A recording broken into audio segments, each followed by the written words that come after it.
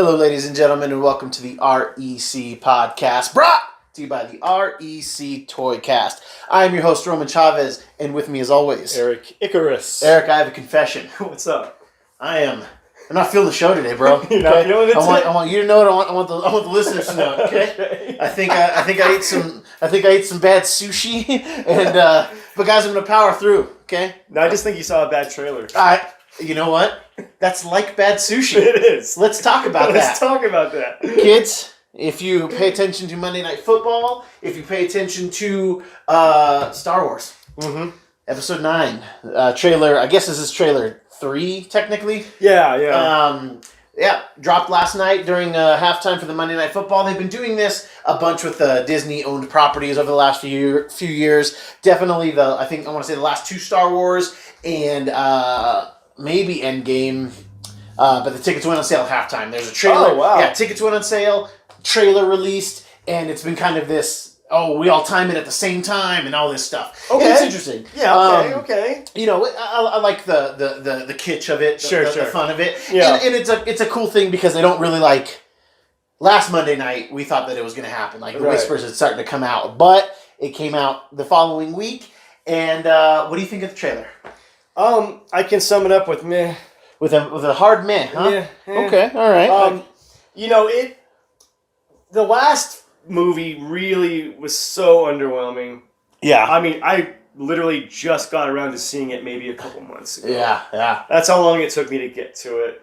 And it's a bummer because I did enjoy Force Awakens. Yeah, it was fine. Yeah, and then I know it's a prequel of sorts, but I loved Rouge One. Moulin Rouge 1. I think Rogue One is probably their best foot forward in this kind of new venture. Yeah. So it was, and for a minute there, Star Wars was starting to get me hyped again. I'm like, oh wow, I'm really excited about Star Wars again. And then I started hearing whispers about how bad the second movie was. Last Jedi. Yeah, and again, didn't get around to seeing it. Finally watched it. Was like, yeah, that's super just not good. Yeah. And I don't know what they were thinking. Yeah. When they made that.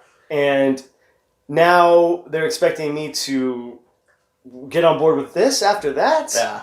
I don't get it. I know there's diehard fans out there. Yes. I get it. We're probably going to be doing this in 10 years with Marvel. Me and you'll be like the last holdout. Like, oh no, it's still good. Yeah, guys, I'm telling you. It's still great. Well, a friend of the show, Andy Mitchell, he's a huge Star Wars fan, probably the second biggest Star Wars fan I know. And he wasn't blown away by the trailer. Wow. Let me talk about the things that I did like. Okay. I actually like the structure of the trailer. I like the way it kind of opens up. Her clearly beheading people in the forest.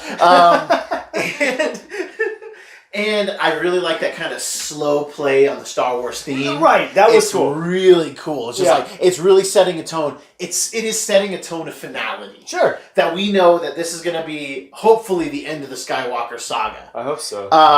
Because I think we need new characters. We do. We need new characters. You know, in a world of basically telekinesis and laser swords, I don't get nearly enough of that. No. And that's what I want. Like this one, as friend of the show Andy said, this one looks like at least it's going to have a lot of battle. It seemed like every scene was a battle type scene at a different moment in the film. Right. Okay. So I'm interested in that. Yeah. I'm interested in that. I like the tone that the trailer is setting. Right. I like hearing Mark Hamill doing the voiceover, kind of reiterating what the Force is. Yeah. That you'll feel it and this and that. God, could I care any less about Finn though? Right. Could I care any less that he was alive? Dude, I don't care about that character at all. They showed Rose again, the Asian chick that everybody hated, and I'm just I just don't care. Right.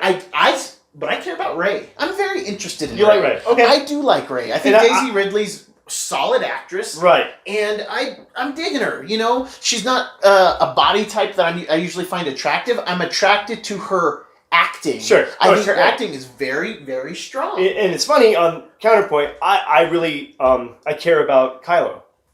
Okay, yeah. I really do. And I always forget his name. The actor, but he's amazing. He doesn't have the body type that I'm attracted to. Yeah. But no, I love him as an actor though. I think he's great. And I think there's out of all the characters, I think he's got the biggest story to tell.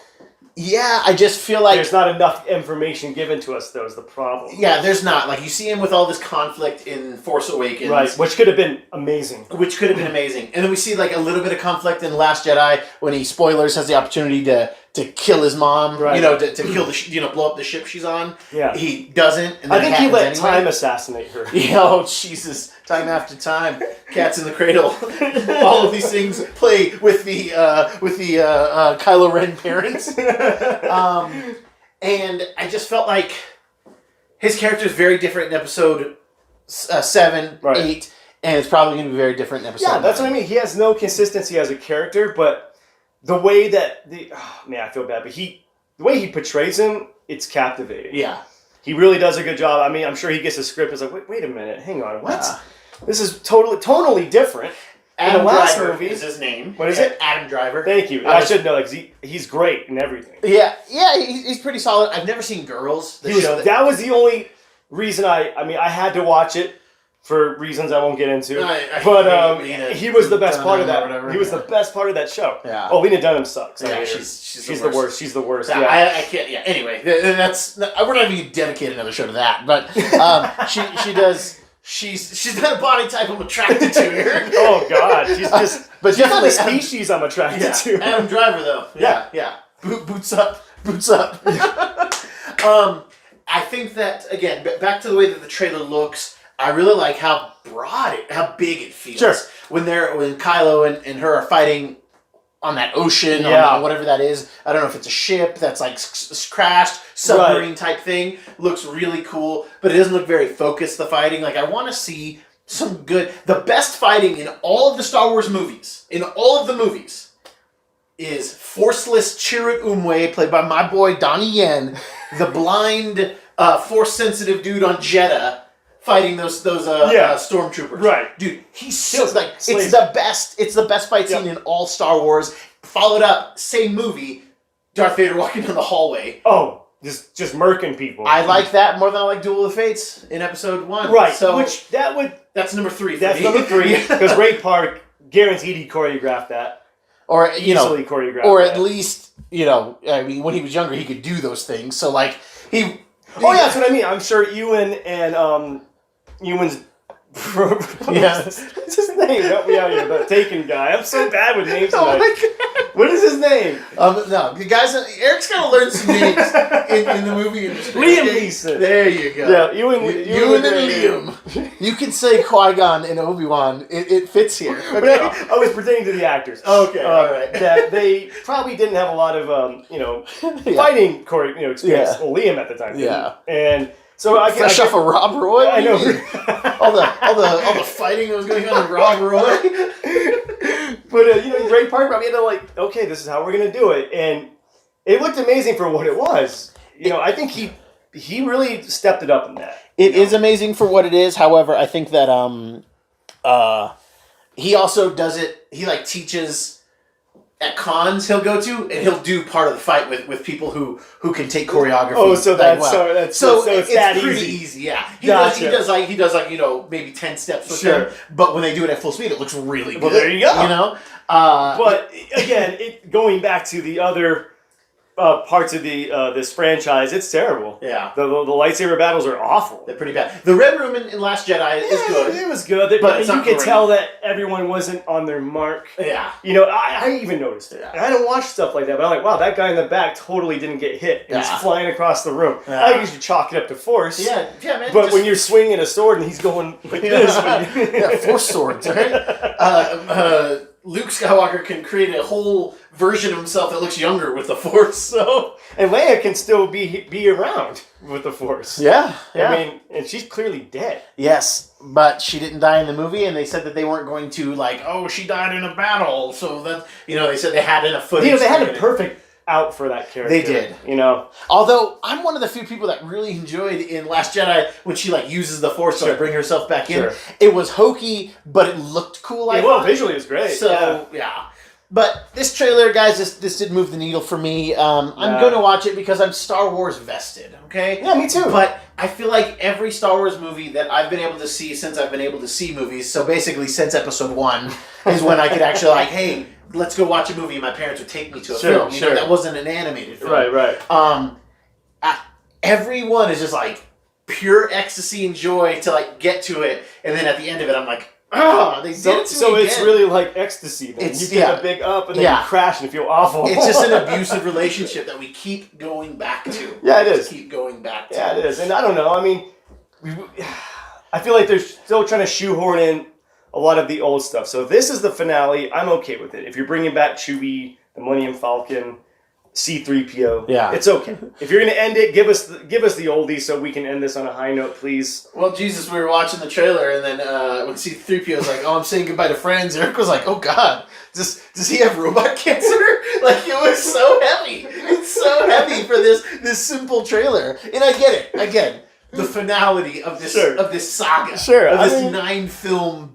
I would take a movie with him dying from robot cancer over what they're probably doing. I know, yeah. You're gonna tear me up a little bit more with robot cancer, because I mean that was a heavy ass part. Yeah, very true. So I don't know. Well, I mean, I'm sure you'll watch it and then you'll tell me yay or nay, and then I'll get around to it eventually. That's the thing. Like, I won't watch this opening night. I'll watch it maybe the second weekend. Yeah. I mean, I might watch it early for you guys, but that's an if, man. Yeah, it's oh man. Yeah, I'm not. It's not pulling me in either, man. I mean, granted, it's cool, like you said. We're getting the different locations, which that's awesome. Yeah, and we're getting it looks like you said huge fights, but whatever. Yeah, let's just hope that they can finally wise up, end the Skywalker saga, and then pick from the many hundreds of interesting characters that they have at their disposal. Yeah. From the cartoons or the books or whatever. Because if they can end this at least on a medium note, it doesn't even have to be a high note. In 10 years, when we're still getting Star Wars movies, and then we see another Skywalker, we're going to be pretty excited. Oh, for sure! As long as they can end this on a solid note, and then, they're saying Kevin Feige's going to have some involvement in the next trilogy, because I don't know if they're going to let Rian Johnson do his trilogy, since Last Jedi was so poorly received. Mm-hmm. We've been talking a little bit off and on over the last few weeks about Matt Reeves' The Batman. Yep. We had some interesting casting news in the last couple episodes. You should go check those out. But some news came out earlier in the week that Jonah Hill has decided to leave the project, and then they've cast Paul Dano of There Will Be Blood. And, what's that? Prisoners. 12 Years a Slave, Little Miss Sunshine. We could just go on. Yeah. The guy's amazing. The guy is such a good actor. He's such a good actor. But, God, that's an ugly dude. That is, again, it's not a body type I'm into. All right? And, but his acting, again, Timothy Ridley, their acting transcends beauty. And I think Paul Dano is so good. I loved him in Looper. Oh, he's great. Yeah, he's great in that. He's been fantastic in everything that I've seen him. For sure. And I rip on There Will Be Blood in terms of it being boring, but him as those two characters that their names escape me right now. Elijah, maybe? Yeah. Ezekiel or something like that? Eli Sunday. Eli, okay, thank you. Yeah. He's great. He's so good. Yep. And then they've said that he's going to be the Riddler. We weren't sure what Jonah Hill was going to be. Right. Which we're assuming he's replaced him, right? That's what we're assuming. I guess Jonah Hill was going to be the Riddler. It sounds like, that one left, so this is what we're doing, and Riddler. Yeah, so they're starting to round it out. We've got a Batman, we've got a Catwoman, we've got a Riddler. Right. That's all we need. I don't need anybody else in there. Oh, yeah. But I think Paul Dano is just a few feet below the surface when it comes to, because a lot of people don't know who that is. That's very true. A lot of people do not know who Paul Dano is. Yeah. He's got probably one of my favorite names in Hollywood. Anytime Paul Dano, I keep saying his full name. I always say his name, and I'll keep saying it, guys. Are you hoping that he appears? Yeah. I said it in the bathroom 3 times.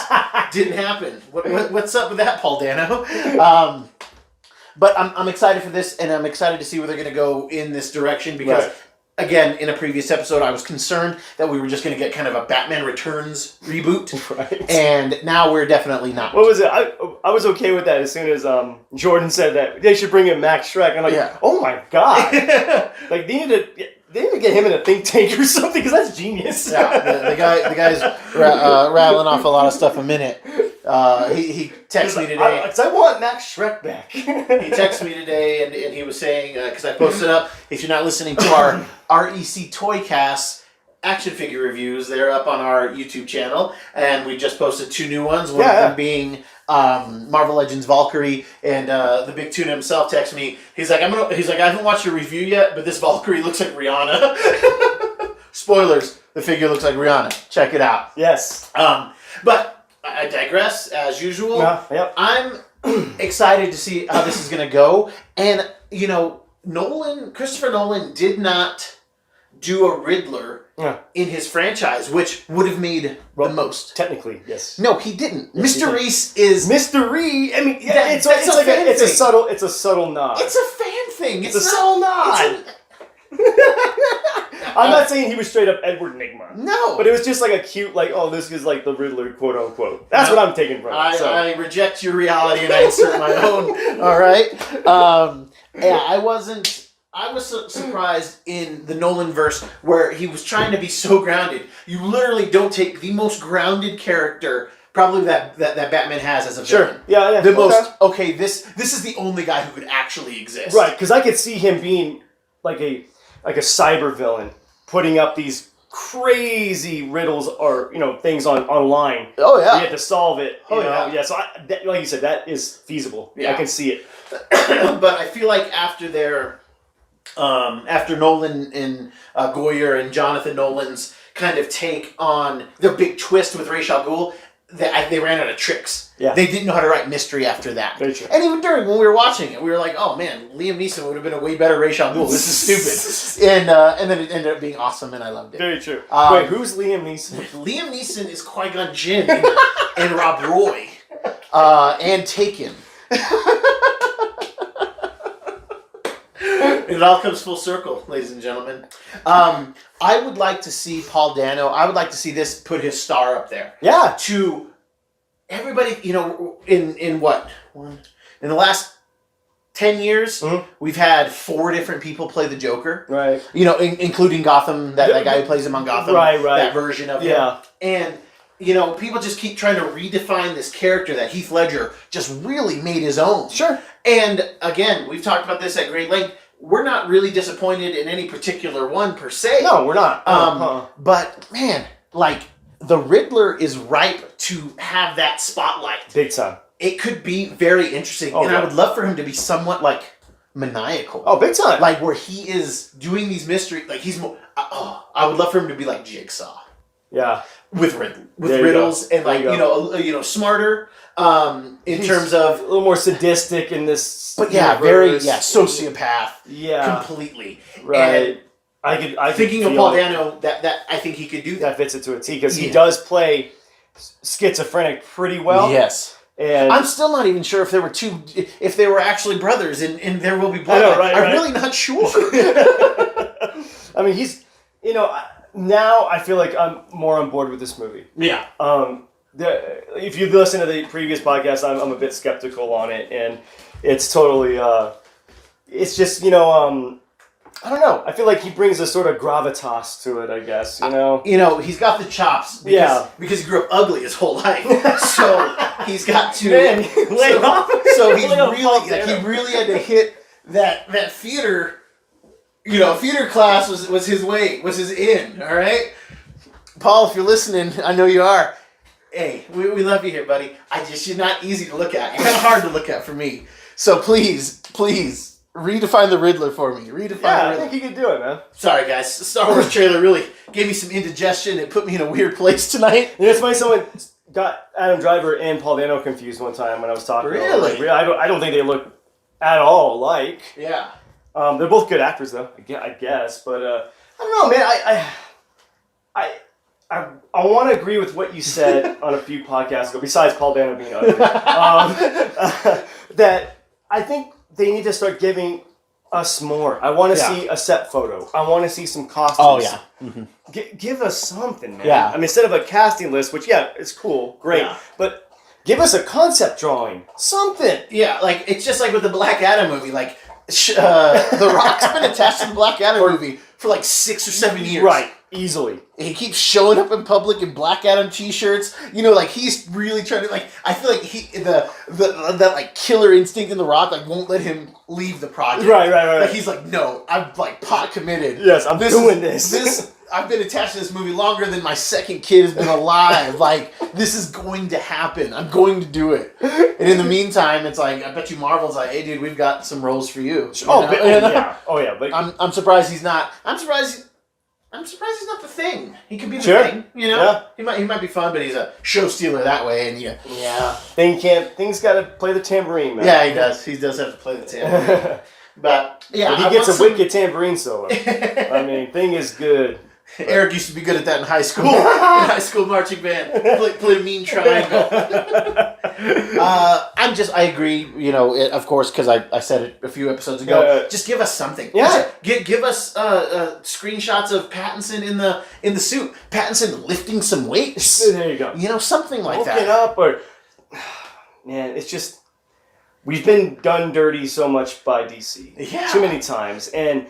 For us to get excited about a Batman movie based on casting is ludicrous. Casting for like a year and a half now. Right. You know. And then you're throwing me curveballs with Robert Pattinson's Batman. And again, you know, we've talked about that at great lengths. You know, if he does great, it only benefits us. Yeah. You know, we want him to do great. Yeah, I don't want these movies to suck. The only movie I want to suck is Venom so that the MCU can get it. Yeah, okay? right.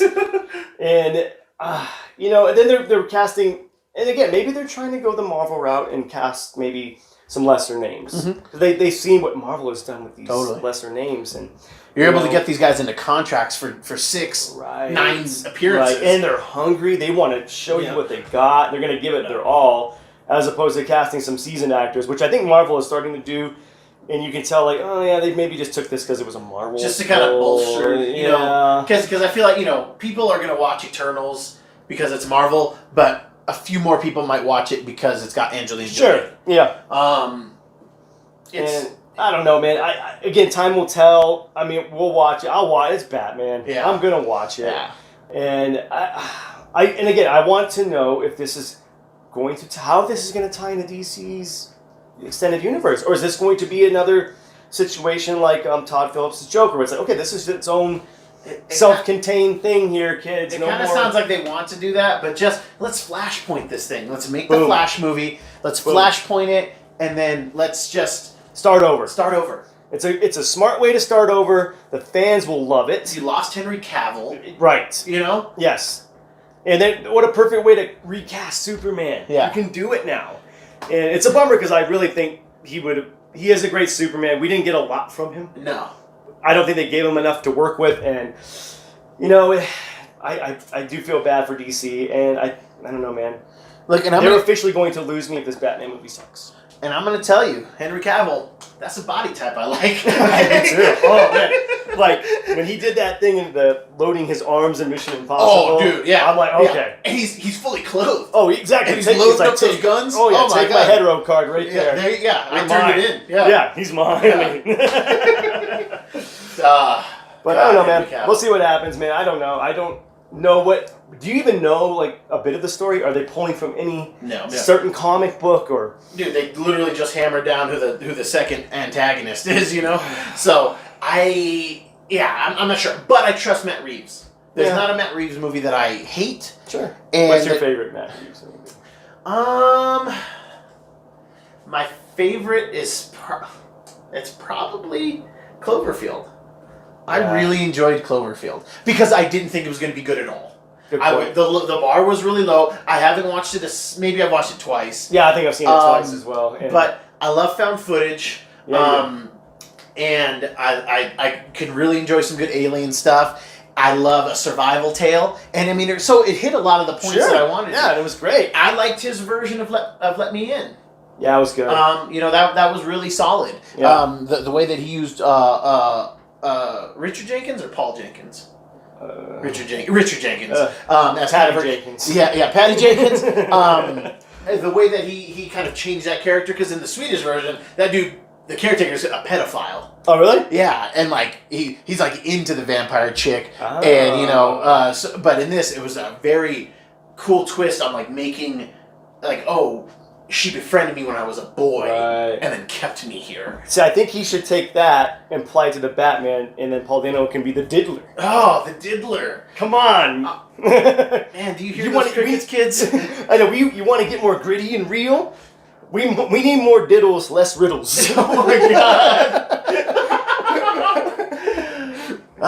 Paul Dano and Prisoners. And on that note, kids, that is our show for today. Thank you so much for tuning in. I was just joking when I said I wasn't feeling this show. I was very excited to talk about this stuff. But Star Wars did put me in a kind of way. It puts you in a funk, man. If you like what we're doing, please hit that subscribe button. Tell your friends. Leave us a comment. Give us a like. You can check us out on Instagram at REC Podcast. You can follow me if you'd like at Roman REC Podcast. Soon, kids. You can follow me soon. Eric, I'm working on it. I don't know what he's doing. I never know what he's doing. You know, What's he doing back there? when he's not here, I don't know what Eric does. All right, it keeps the friendship alive for like 27 years. Okay, Eric, what did you learn today? Oh man, I think we need to go easier on Paul Dano. Oh man, I think next episode we need to find something attractive about him. All right. Physically. Okay. All right. You know what, Paul? I'm gonna put the effort into it. Okay. I'm gonna try to be a better person because I shouldn't be superficial. That's ridiculous. You're an artist, man. You're playing with fire. That's hot science. Okay. I learned that I'm superficial and that there's a body type I like and a body type I don't like. Thank you so much for listening today, kids. That has been our show. I am your host, Roman Chavez. Eric Ecker. And we will catch you next time. Paul Dano.